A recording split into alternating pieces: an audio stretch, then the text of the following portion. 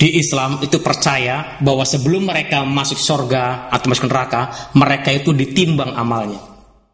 Jadi ada satu neraca, saudaraku, dan kemudian ditimbang amal baik dan amal jahatnya.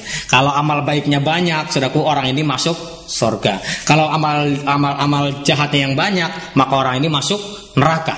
Masuk surga pun harus melalui jembatan Shiratal Mustaqim dulu untuk nyampe ke surga. Dan nanti saudaraku, kalau misalkan amal baik dan amal jahatnya itu seimbang, ini kan bingung hakimnya. Orang ini masuk surga atau masuk neraka, kan begitu, saudaraku. Nah, itulah peran Nabi Muhammad. Dia akan melepaskan jubahnya, akan memberikan syafaat, dan jubah itu akan meletakkan di amal baik dia, sehingga orang ini menjadi semakin berat amal baiknya, sehingga dia bisa masuk surga. Tetapi itu pun, saudaraku, yang menentukan itu bukan syafaatnya, tapi sang hakim yang menentukan orang ini surga atau neraka. Yang membuat saya terheran-heran, saudaraku, ternyata yang menjadi hakim adalah Isa Al-Masih. Sesuai yang dicatat dalam hadis Sahih Bukhari, ayat yang ke-1090 sana dikatakan, la yushikanna ayang zilafikum Isa ibnu Maryam hakaman muksita. La yushikanna, sungguh-sungguh akan datang fikum kepada kamu sekalian Isa ibnu Maryam, yaitu Isa putra Maryam, hakaman muksitan, menjadi hakim yang muksit, yang menjadi hakim yang seadil-adilnya. Pada saat saya membaca kitab itu, saudaraku, saya begitu semakin ketakutan, saudaraku. Isa dia datang yang kedua kali. Isa dia dapat membunuh Dajjal. Yang lebih heran lagi, mengapa masih harus Isa yang menentukan orang yang masuk surga atau masuk neraka, saudaraku? Siapakah Isa Al-Masih ini? Kemudian, saudaraku, saya membawa beban ini kepada kakek saya. Saya bertanya kepada kakek saya, Ki, apa yang Aki ketahui tentang Isa Al-Masih? Aki saya bilang, Isa Al-Masih adalah nabi yang termasuk nabi yang ulil azmi, yaitu nabi yang patuh, taat, menderita sampai akhir zaman. Ada 5 nabi yang termasuk ulil azmi, yaitu dulu saya gampang untuk melihat itu Mimin, saudaraku ya. Mimin itu pertama, M pertama itu adalah Muhammad, I itu Ibrahim, kemudian M lagi itu Musa, I lagi itu Isa, N itu Nuh. Jadi ada 5 nabi yang mendapatkan gelar ulil azmi.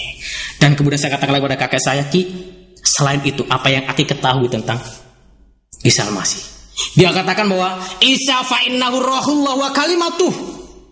Sesungguhnya Isa itu adalah roh Allah dan firman Allah.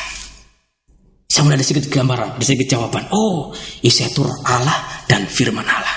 Katakan lagi, selain itu apa lagi, Ki? Isa itu juga Isa fa innahu Rasulullah wa kalimatuh. Sesungguhnya Isa itu adalah kalimat Allah, Rasul Allah, utusan Allah, dan firman Allah. Saya kejar lagi, selain itu apa lagi, Ki? Kemudian terakhir Aki bilang sama saya begini, sudahlah, kamu jangan pikir-pikir tentang Nabi Isa. Nanti kalau kamu mikir terus tentang Nabi Isa, nanti jin iblisnya masuk loh sama kamu. Pada saat saya mendengar itu, saya semakin penasaran loh. Kenapa jawabannya mentoknya sampai di situ? Katanya nanti kalau misalkan bicara tentang Isa Al-Masih, nanti jin Kristennya masuk, katanya, saudaraku.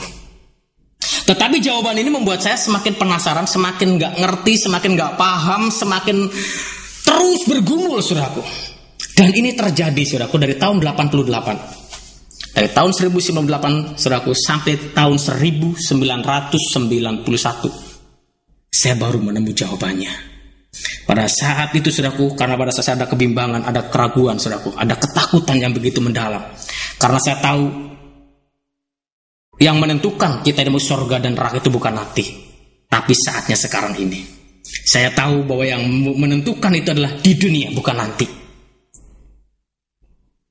Rabbana atina fid dunya hasanah wa fil akhirati hasanah. Jadi kita berdoa kepada Tuhan supaya dalam dunia ini hasanah dan hasanah juga dalam akhirat. Oleh karena ini keputusan harus diambil di dunia ini. Dan kemudian saya mulai meningkatkan sholat saya. Saya mulai tahajud, istikharah, sholat hajat, semakin diperdalam, semakin mempelajari, terus membaca Al-Quran, saudaraku. Tetapi apa yang terjadi? Saya masih ingat sekali. Pada tanggal 17 Juli 1991, Allah menyatakan dirinya kepada saya. Allah menjawab tentang pergumulan saya. Dan Allah menjawab melalui Al-Quran yang diambil dari surat Al-Imran ayat 45. Di sana dikatakan, "Idza qalatil malaikatu ya Maryam, innallaha yubashshiruki bi kalimatin minhu ismul Isa ibnu Maryam wajihan fid dunya wa fil akhirah wa minal muqarrabin." Di sana dikatakan, innallaha, sesungguhnya Allah itu yubashshiruki, memberikan kabar sukacita kepadamu Maria, bi kalimah, dengan kalimah, dengan firman yang tunggal, dengan kata Allah yang tunggal, dengan kun itu minhu, yang berasal dari Allah. Kalimat itu lahir muncul dari Allah. Ismuhu, dan firman itu bernama Al-Masih Isa bin Maryam. Itu Al-Masih Isa putra Maryam. Wajihan fid dunya wa fil akhirah, yang berkuasa di dunia dan di akhirat. Ternyata setelah saya mengerti, saudaraku, dalam Matius pasal 8 juga dikatakan, segala kuasa di bumi dan di surga telah Allah berikan kepadaku. Oleh karena itu pergilah, jadikanlah semua bangsa muridku. Saudara yang kasih, pada saat saya memahami ayat itu, pada saat Tuhan bukakan ayat itu kepada saya dan memberikan hikmat dan kepengertian kepada saya mengambil kesimpulan, pantaslah, karena dialah yang berkuasa di dunia dan di akhirat. Dia mau datang yang kedua kali, dia mau mengalahkan Dajjal, dia mau menentukan nasib orang ini masuk surga atau masuk neraka. Emang hak dia, karena dialah yang berkuasa di dunia dan di akhirat. Dan oleh karena pada saat itu, saudaraku, saya mulai semakin takut. Ada jawaban, saya semakin takut. Karena apa, saudaraku? Karena Al-Quran mengatakan, inna dina indallahil Islam. Karena sesungguhnya agama yang berisi Allah adalah agama Islam. Di surat yang lain, saudaraku, itu surat Ali Imran juga, saudaraku, ayat 85. Di sana dikatakan seperti ini. Al Imran ayat yang ke-85. Saya akan bacakan. Barang siapa mencari agama selain agama Islam, maka sekali-kali tidaklah akan diterima agama itu daripadanya, dan dia di akhirat termasuk orang-orang yang rugi, saudaraku.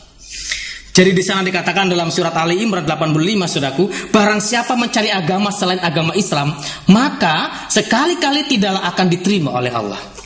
Satu sisi dikatakan inna dina indallahil Islam, bahwa sesungguhnya agama yang benar di sisi Allah adalah agama Islam. Dan ayat yang ke-85 di sana dikatakan bahwa Allah tidak akan menerima kepada orang-orang yang mencari agama di luar agama Islam. Jadi saya ada suatu pergumulan yang sangat berat. Kalau saya tinggalkan Islam, saya takut saya menjadi orang yang merugi. Tetapi kalau saya tidak mempelajari Yesus Kristus, kalau saya tidak mengikuti Yesus Kristus, maka saya tertinggal, karena saya tidak bisa berjumpa dengan penguasa dunia dan akhirat. Dan kemudian terus saya selidiki, saudaraku, saya selidiki. Dan kemudian saya mulai bertanya, mengapa orang Kristen begitu yakinnya? Mengapa si sipit itu begitu yakinnya mengatakan pasti masuk surga? Saya takut, saudaraku. Karena Al-Quran tadi mengatakan dalam surat yang ketiga ayat 19 menyatakan bahwa inna dina indallahil Islam. Sesungguhnya agama yang benar sisi Allah adalah agama Islam. Ditambah lagi dengan surat yang ketiga, saudaraku, ayat 85, di mana orang yang mencari agama di luar Islam itu tidak akan diterima oleh Allah dan termasuk orang yang merugi. Tetapi saya berpikir, saudaraku, mengapa si sipit itu, mengapa orang Kristen itu begitu yakinnya dan tidak ragu-ragu, dengan begitu mantapnya dia pasti masuk surga. Ternyata, saudara yang kasih, di dalam Al-Quran surat yang kelima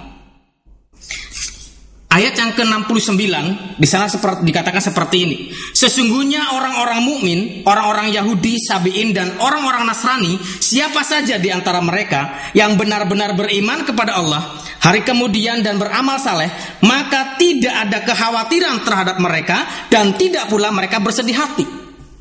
Dan ternyata, saudaraku, orang Kristen juga itu tidak merasa khawatir karena mereka sudah yakin bahwa mereka itu diterima di sisi Allah.